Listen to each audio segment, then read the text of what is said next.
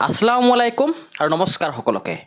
বন্ধুসকল, এতিয়া জেলৰ ভিতৰত কান্দিছে, জেলৰ ভিতৰত চিঞৰি চিঞৰি কান্দিছে আৰু কৈছে, আল্লাহ মই কি ভুল কৰিছোঁ, মোক ক্ষমা কৰি দিয়ক, তথাপিও এই দজকৰ পৰা মোক ওলাই দিয়ক। কোনে কৈছে জানে? মুস্তাফা কামাল আজাহাৰী ওৰফে ভণ্ড জহৰীয়া মুস্তাফা কামাল আজাহাৰীয়ে এতিয়া পৰিছে বিপদত, মাতিছে আল্লাহক। ইয়াৰ আগতে তেওঁ ভিডিঅ'ত কয় যিবোৰ কথা আমাৰ মুখেৰে ওলালেও পাপ, কিন্তু তথাপিও মই এটা পাপ কৰিম। তেওঁ কি কৈছে আপোনালোকে এবাৰ ক'ম। তেওঁৰ ভিডিঅ' ক্লিপ মই ইয়াতে নলগাওঁ, মই ক'ম। তেওঁ বোলে আমাৰ পবিত্ৰ পাক মক্কা শ্বৰীফত গৈ পেলাই মক্কাৰ ইমাম চাহাবক টানি আনি হিন্দু মানুহৰ দল লগত লৈ গৈ টানি আনি বোলে মক্কা খালী কৰিব। এতিয়া কি হ'ল ভাই, তোক দেখোন আল্লাহ পাকে টানি লৈ জেলত সোমাই দিলে, এতিয়া হিন্দু মানুহৰ দল নেযায় তোক ওলাবৰ কাৰণে। সত্যৰঞ্জন যে তোৰ বাপ আছে, দেউতাকৰ দেউতাক তোৰ দাদা সত্যৰঞ্জন নাযায়, তোৰ মাৰ যে হাজবেণ্ড সত্যৰঞ্জন সি নাযায় এতিয়া বচাবৰ কাৰণে জেলৰ ভিতৰত। আৰে ভাই, সত্যৰঞ্জনৰো টাইম আহিছে, এইবাৰ সত্যৰঞ্জনো ভিতৰত যাব। তই গৈছ, এইবাৰ তোৰ যি আত্মীয়সকল আছে, দাদা ভাই বৈনী সকলো এটা এটাকৈ ভিতৰত যাব, তই চাই থাক। ঠিক আছে, তই লাগিছা আল্লাহ পাকৰ লগত। ঠিক আছে, এতিয়া কথাটো কি কৈছে, এইখন পৃথিৱীত যিমান আপোনালোকে ঋণ কৰিব পৃথিৱীতে শেষ কৰিব লাগিব। এতিয়া মুস্তাফা কামাল আজাহাৰীজনে ইমান বেছি পাপ কৰিছে, আল্লাহ পাকে সহ্য কৰা নাই। তেওঁ মছজিদত নমাজ আদায় কৰিবৰ কাৰণে গৈছিল যোৱা জুম্মাৰ দিনাখন, অৰ্থাৎ শুক্ৰবাৰ দিনাখন। ঠিক তৎক্ষণাতেই তৰ্কত লিপ্ত হয় আমাৰ কিছু মুছলমান লোকসকলৰ সৈতে। তেওঁক আমি মুছলমান বুলি নকয়ে, তেওঁ নমাজ পঢ়িব গৈছে, তেওঁৰ বহুত ডাঙৰ ভুল আছিল সেইদিনাখন। আৰু তাৰ অৱশেষত কি হ'লে, তেওঁক পুলিচে গ্ৰেপ্তাৰ নকৰে, প্ৰথমতে আটক কৰি থানালৈ নি যায়। তাৰ পিছৰ দিনাখন তেওঁৰ নামত কেছ ৰেজিষ্টাৰ হয় আৰু তাৰ non bailable warrant case register হোৱাৰ পিছত তেওঁৰ বাৰু পুলিচে অন দ্য স্পট তেওঁক এৰেষ্ট কৰে আৰু অৱশেষত তেওঁক ন্যায়ালয়ৰ নিৰ্দেশ মৰ্মে জেল হাজতলৈ প্ৰেৰণ কৰা হয়। এইবোৰ কিহৰ কাৰণে হৈছে জানে? মুস্তাফা কামাল আজাহাৰীৰ লগত সেই আল্লাহ পাকৰ কাৰণে। আল্লাহ পাকৰ ইমান বদনাম, আমাৰ যি নবীজী আছে নবীজীৰ ইমান বদনাম। তেওঁ কৈ আছে হিন্দু মানুহৰ দল লগত লৈ গৈ বোলে টানি চেচৰাই ওলাব মক্কাৰ ইমাম চাহাবক। মক্কাৰ ইমাম চাহাবৰ এটা লুমৰ যোগ্য নহয় কেলাতৈ। ঠিক আছে, মই খুবেই দুখিত, মই এটা বেয়া অৰ্থ কৈ পাইছোঁ, অলপ আগতে ক'লোঁ, কিন্তু নকৈ সহ্য নহৈছে বন্ধুসকল। এতিয়া ছ'চিয়েল মিডিয়াত আমি এটেক কৰিছোঁ, ছ'চিয়েল মিডিয়াত তেওঁতো বেন, এতিয়া এটেক কৰিছোঁ, কিন্তু এতিয়া কথাটো কি, জেলত গৈ কান্দি আছে এতিয়া আল্লাহ মোক বচা। আল্লাহ তোক নবচায়, আল্লাহ তোক বাৰ বাৰ মৌকা দিছিলে, বহু মানুহে তোক ৱাৰ্ণিং দিছিলে, বহু মানুহে তোক কৈছিলে যে এইবোৰ কাম বাদ দে মুস্তাফা। ঠিক আছে, এইবোৰ কাম বাদ দে, তোৰ নাম মুস্তাফা, ইমান সুন্দৰ এটা নাম তোৰ। ঠিক আছে, তই আজাহাৰী আফ্ৰিকাত গৈ পেলাই পাছ কৰি আহিছ, কিন্তু তই ইছলামৰ বিৰুদ্ধে ইমান ডাঙৰ কথা ক। অৱশেষত কৈ পালি যে তোৰ লগত কৃষ্ণ আছে, তোৰ গাত বোলে কৃষ্ণই স্বৰ হয়, তোৰ গাত বোলে মহাদেৱ স্বৰ হয়, হোৱাৰ পিছত বোলে তই বোলে মক্কাৰ ইমামক বোলে টানি চেচৰাই লৈ আহিবি। এতিয়া কি হ'ল, মক্কাৰ ইমামক আনাটো দূৰৰে কথা, হিন্দু মানুহৰ দল গৈ পেলাই তোৰ জামিন কৰি তোক অনিব নোৱাৰে, নানিব ভাই, নানিব। আৰে জামিনটো দূৰৰ কথা, তই যেতিয়া মৰিবি না, তেতিয়া তোক 4জন মানুহ নাথাকিব তোক কান্ধা কৰি ভিতৰত লৈ যোৱাৰ কাৰণে, অৰ্থাৎ কবৰৰ ভিতৰত তোক কবৰ দিয়াৰ কাৰণে। তোৰ কবৰ যে ডিজাইন কৰিব ন, সেই মানুহখিনি নাথাকিব। মুঠৰ ওপৰত তই মৰাৰ পিছত না তই হিন্দুৰ তাত গৈ ঠাই পাবি। এতিয়া বুজিছ ন, জেলৰ ভিতৰত কেইজন হিন্দু তোক দেখিব গৈছে। তোৰ সত্যৰঞ্জন বাপে গৈছিল দেখিবৰ কাৰণে, বাপৰ বাপ তোৰ দেউতাক, অৰ্থাৎ তোৰ যি মানে দাদাক তোক দেখিব গৈছিল সত্যৰঞ্জনে। এতিয়া সত্যৰঞ্জনৰ মুখততো বাৰু আল্লাহৰ প্ৰহাৰ পৰিবই আৰু কেইদিন পিছত। ঠিক আছে, আল্লাহ চাইলেণ্ট থাকে, কিন্তু ইমান বেছি কৰাৰ পিছত কিন্তু সহ্য নকৰে। এতিয়া কান্দিছে জেলত গৈ পেলাই, আল্লাহ পাক মই কি কৰিছোঁ, ভুল কৰিছোঁ। মানে শুনিছে, স্থানীয় ৰাইজে, মোৰ কথা নহয় কিন্তু একেবাৰে সত্য কথা। ওচৰৰ মানে ইমান জোৰে কান্দিছে, জেলৰ ওচৰৰ মানুহে শুনা পাইছে তেওঁৰ কান্দন।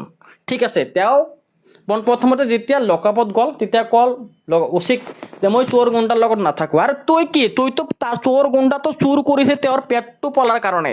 ঠিক আছে, আৰু তই কি কৰিছ, খাই দাই ভালকৈ থাকি যাৰ কাৰণে এইখন পৃথিৱীত আহিছ, যাৰ কাৰণে তই আজি নাম পাইছ মুস্তাফা, আৰু তই তেওঁকে অপমান কৰা, আল্লাহ কিমান সহ্য কৰিব।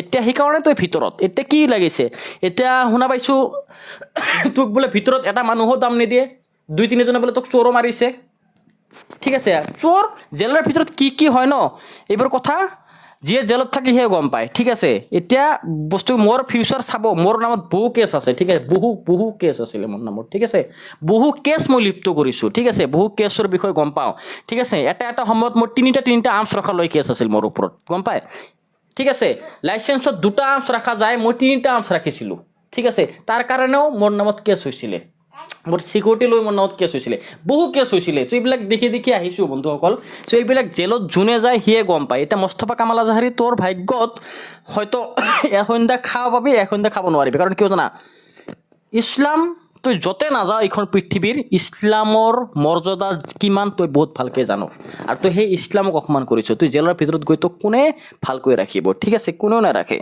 তোক লাঠি তাৰপিছত তোক চোৰ এইবোৰতো তই দৈনিকে খাবি তাত ঠিক আছে এতিয়া মোৰ মন এনেকুৱা কৰি আছে যে কিবা ক্ৰাইম কৰি পেলাই সেই তুই যোন জেলত আছে তাত গৈ পেলাই তোক মাৰোঁ ঠিক আছে কিন্তু আমাৰ ইছলামে ন কাকো মাৰিবৰ কাৰণে অধিকাৰ নিদিয়ে ঠিক আছে এতিয়া তোৰ যিখিনি কৰিছা তই তাৰ কাৰণে জেলত গৈছা এতিয়া কান্দিব লাগিব তোৰ ঠিক আছে আৰু এতিয়া আহিছোঁ সত্যৰঞ্জনৰ পিছত এতিয়াতো গ'লেই ই বেচাৰা জেলৰ ভিতৰত ইয়াৰ পেজত যি একশ্যন লৈছিলোঁ আৰু কি ল'ম অহাৰ পিছত ল'ম আৰু এতিয়া আমাৰ টাৰ্গেট সত্যৰঞ্জন বৰা লগতে অসমৰ নিউজ চেনেল কেইটা ৱাৰ্নিং দিছোঁ তোমালোকক নিউজ চেনেল কেইটা ঠিক আছে তোমালোকে ভাল নিউজ বজোৱা ভাই নহ'লে কিন্তু একেবাৰে যাৰ টিভি চেনেল আছে সিটো বাচিব যাৰ টিভি নে অনলি ৱাইপ পৰ্টেল কৰি আছে পৰ্টেল তেতিয়া ন একেবাৰে এনেকা ভিতৰতে যেতিয়া মানে গম পাবা কি কৈছোঁ বেয়া নকওঁ মই ঠিক আছে তো সেই পৰ্টেলখিনি বন্ধ হৈ যাব ঠিক আছে পৰ্টেলখিনিতো স্বীকৃতিও নাই চৰকাৰৰ ফালৰ পৰা পৰ্টেল চলাই আছে এতিয়া যিকোনো মানুহে আহি পেলাই ফেচবুক কৰি মোৰ নিউজ চেনেল আছে বাৰে ভাই ইমানে নিউজ চেনেল নেকি মই সাংবাদিকতা কৰিছোঁ ঠিক আছে 2015 পৰা 2017 চনলৈ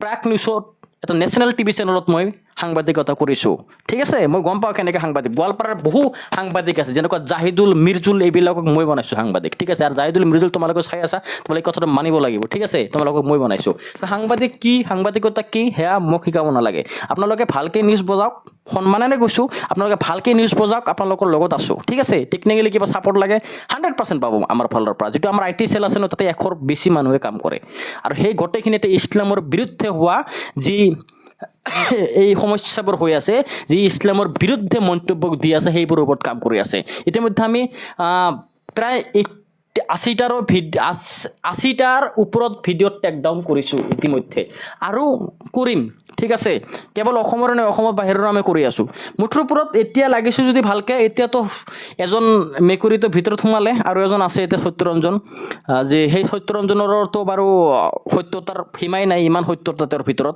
এতিয়া সত্যৰঞ্জনৰ পিছত লাগিছোঁ সত্যৰঞ্জন বাৰু তই জেলত নোযোৱালৈকে তোৰ লগত লাগি থাকিম ঠিক আছে তুই জেলত যোৱাটো খাটাং তই নাভাবিবি যে তই আৰু কিবা কিবি কৰি থাক পাৰ্টি ঠিক আছে এইবিলাক বাচাব আহে কানুন চবৰ কাৰণে সমান মই যদি ক্ৰাইম কৰিছোঁ ময়ে জেলত যাব লাগিব তই যদি কৰিছ তই যাব লাগিব ঠিক আছে এতিয়া তই যিখিনি কৰি আছে সত্যৰঞ্জন তো অপেন চেলেঞ্জ কৰিছোঁ সত্যৰঞ্জন তই মোৰ বিষয়ে এটা ভিডিঅ' বনাই দে ঠিক আছে বানা তই মোৰ বিষয়ে ভিডিঅ' আৰু তুই নাভাবি ভাইৰেল হ'বৰ কাৰণে মই মানুহজন এনেই ভাইৰেল ঠিক আছে মোক অসমৰ চুকে কোণে মোৰ নাম ক'ব সকলোৱে চিনি পায় ঠিক আছে তোক যিখিনি মানুহে চিনি নাপায় তাতকৈ বেছি মানুহে মোক চিনি পায় তুই নাভাবি যে তোৰ লগত লাগে মই ভাইৰেল হ'ব খুজিছোঁ ঠিক আছে মই অলৰেডি ভাইৰেল মানুহজন ঠিক আছে সেইটো কথা নকওঁ বহুতে কমেণ্ট মাৰে যে ভাইৰেল হ'বৰ কাৰণে নতুন প্ৰক্ৰিয়া আৰে কিয় ভাইৰেল হ'ম ভাই মইতো ভাইৰেলে আৰু কেনেকৈ ভাইৰেল হ'ম ঠিক আছে এনেকুৱা কথা তো বস্তুটো এইটোৱে অকণমান ষ্ট্ৰিক্টলি কৈছোঁ বহু হ'ল ন বহু হোৱাৰ পিছত মানে এতিয়া আৰু ৰৈ চাব পৰা নাই বন্ধুসকল যদি কিবা ভুল কৈছোঁ আপোনালোকে নিশ্চয় ক্ষমা কৰিব যদি মুখেদি কিবা শ্লেক্ট লেংগুৱেজ ওলাই গৈছে তেনেহ'লে আপোনালোকে মানে জাষ্ট মোৰ মটিভটো কি জানে যে মোৰ মুখেৰে যদি কিবা বেয়া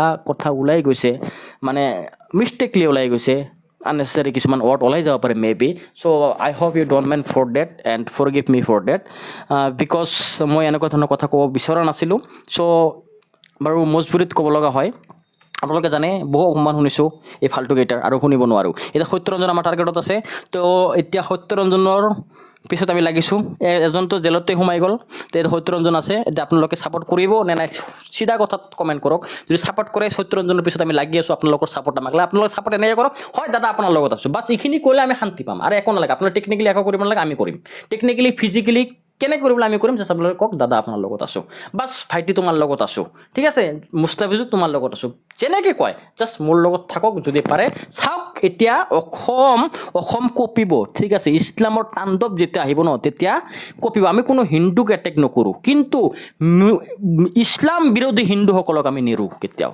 কোনো হিন্দু আমাৰ টাৰ্গেটত নহয়, কিন্তু যিজন হিন্দুৱে ইছলামৰ বিৰুদ্ধে কথা ক'ব সেই হিন্দুক আমি নেৰোঁ। আজিলৈ মানে যদি কিবা ভুল হয় ক্ষমা কৰিব। ধন্যবাদ, আৰু আপোনালোকে সকলোৱে ভালে থাকক। তাৰে কামনাৰে আজিৰ এই ভিডিঅ'টি শেষ কৰিছোঁ। ধন্যবাদ।